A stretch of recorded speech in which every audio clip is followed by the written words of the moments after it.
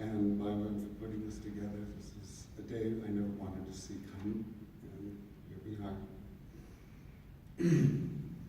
My name is Craiq Urquhart, and I had the good fortune to become a friend with John in September 1971.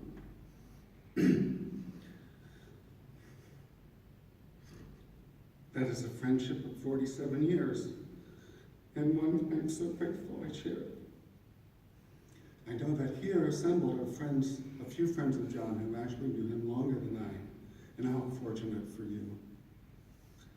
So, John and I first met when I was my freshman year in college at the University of Michigan School of Music on my very first day.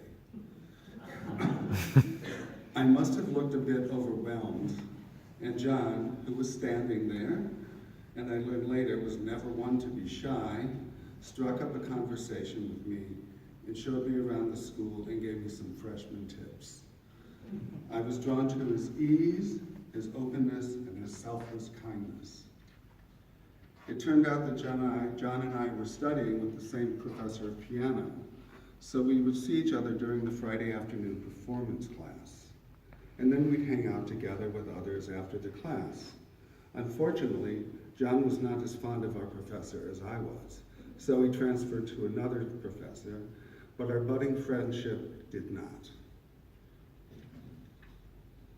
As I got to know this elf-like person, unlike I'd never met before, unlimitless energy, love of conversation, passionate about music. This was his Rachmaninoff Piano Concerto No. 2 in Franck A major violin sonata period. He couldn't get enough of him. He was a selfless friend and forever optimistic.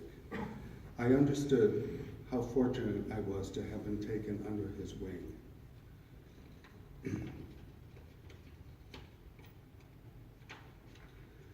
Freshman year was a year of discovery for me, and though I knew I was gay, a new term in those days, I did not know anyone who was honestly and openly gay.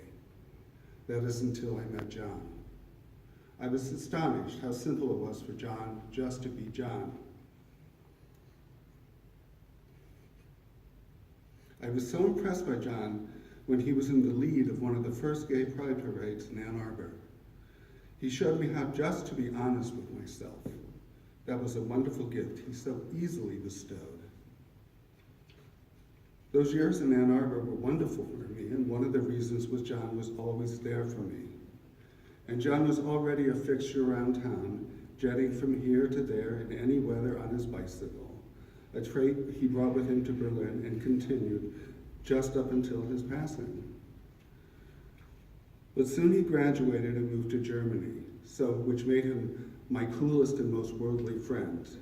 And I was thrilled to get letters from him and postcards and things. He was so excited to land in Passau and then to work in Wiesbaden. The late night calls, even back then, were filled with excitement, gossip, and wonder. And then he landed the big one, the Deutsche Oper. Was I impressed or what? So he came to Berlin in 1982, and so did I, to visit him. I fell in love with Berlin, and I credit it to John.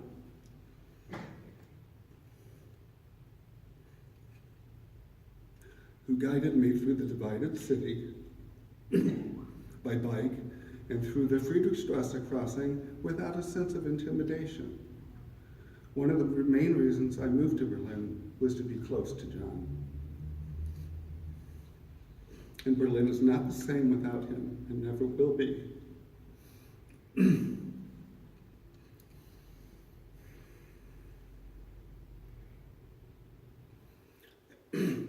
As you can imagine, there are so many stories and moments that could be shared.